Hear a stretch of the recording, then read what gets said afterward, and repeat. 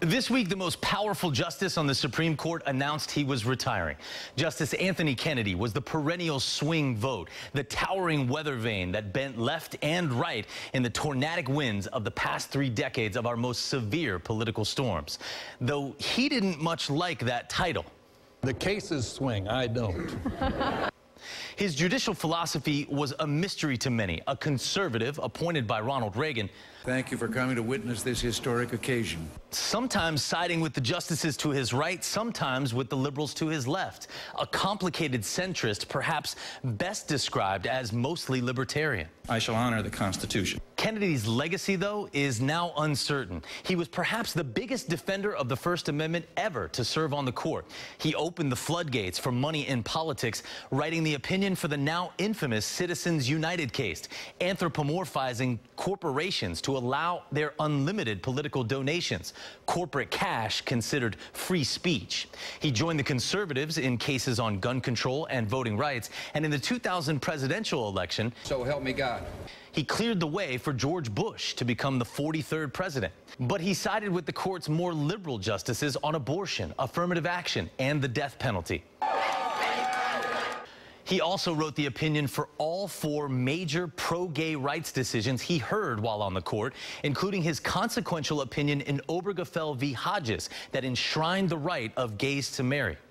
Indeed, his writing in that opinion, though maybe not his reading of it, is nothing short of poetic. No union is more profound than marriage, for it embodies the highest ideals of love, fidelity, devotion, sacrifice, and family. In forming a marital union, 2 people become something greater than they once were and would misunderstand petitioners to say that they disrespect or diminish the idea of marriage in these cases. They're pleased that they do respect it. They respect it so deeply they seek to find its fulfillment for themselves. They ask for equal dignity in the eyes of the law, and the Constitution grants them that right. However, he failed to tackle the balance between religious freedom and discrimination in his majority opinion this month for the Colorado cake baker who refused to bake a cake for a same-sex couple. And many of the ideals he fought for, individual rights, personal dignity, and liberty, are barely afloat in rough seas of this quickly starboard-veering political tempest. Gay rights, it seems, are now in danger. All 4 conservative justices who remain on the court wrote scathing dissents in the Obergefell case. If, as is predicted, President Trump names a very conservative nominee to replace Kennedy, a future lawsuit challenging gay marriage could overturn that poetic opinion you just heard. Now think about that. It's truly incredible. Because some guy decided to retire from his job this week, thousands of people may lose their right to marry the person they love, and thousands more may have to unmarry the right person they've already loved. Similarly, several experts think not only the right to marry, but the right to life now hangs in the balance. There are now going to be 5 votes on the Supreme Court to overturn Roe v. Wade. And abortion will be illegal in a significant part of the United States in 18 months. There is just no doubt about that. And that's why these seats matter so much. And that's really what's going to be, will happen.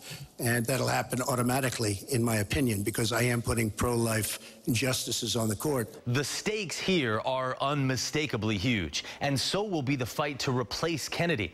In fact, his legacy itself could be overshadowed by the certain upcoming hyper-partisan battle to name his successor, which could put a solidly conservative 5-justice majority on the court for decades. The whole object of the judiciary is to ensure stability, continuity, and so we pride ourselves on the fact that there's little change. The president reportedly orchestrated Kennedy's retirement through subtle methods. I, Neil M. Gorsuch, do solemnly swear.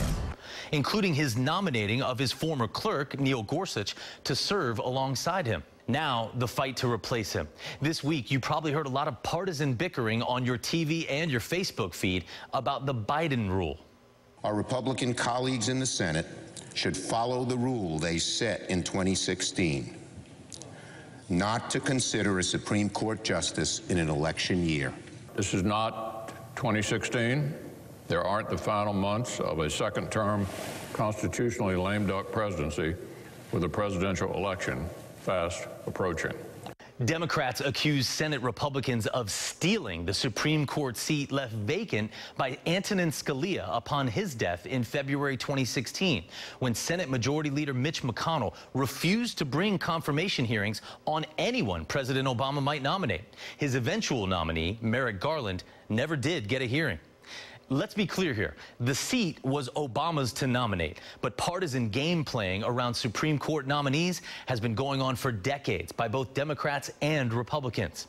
In denying Garland a confirmation hearing, McConnell invoked what he called the Biden rule, referring to a speech in 1992 by then Senator Joe Biden, wherein he proposed that should a Supreme Court seat hypothetically become vacant, the president, Bush 41 at the time, should wait until after the November election to nominate a replacement.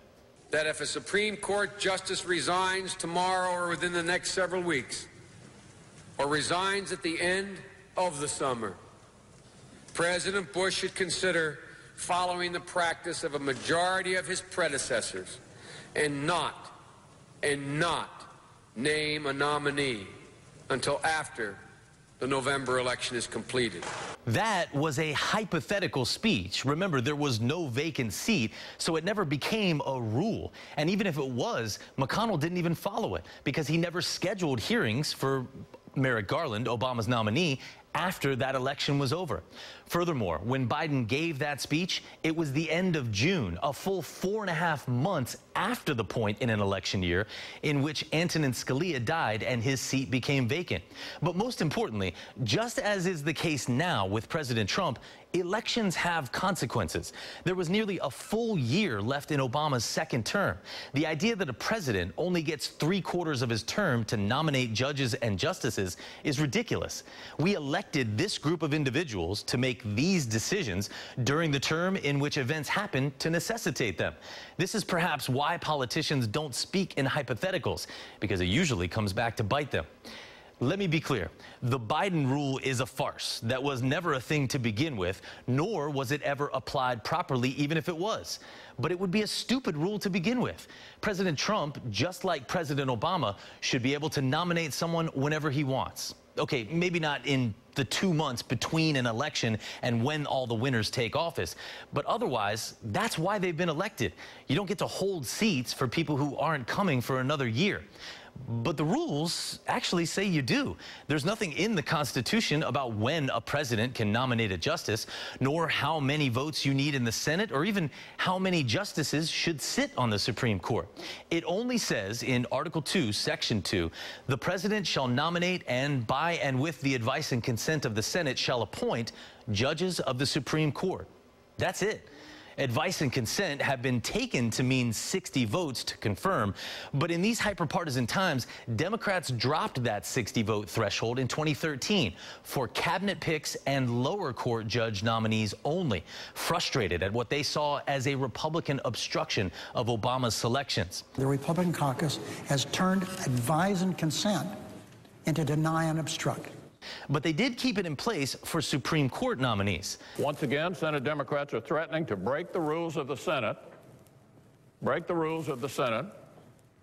in order to change the rules of the Senate.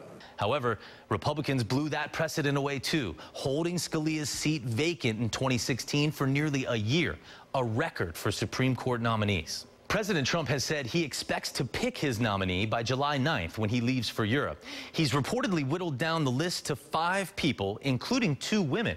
And CNN reports the president is not asking potential nominees for their views on Roe v. Wade, though per the president's previous campaign promises, only judges who oppose abortion rights would have even made it onto his short list. Democrats will be looking to even the score here, but with Republicans only needing 51 votes in the Senate to confirm Trump's nominee and Vice President Pence the deciding vote, there's little, if anything, Democrats can do to stop it. We'll be right back.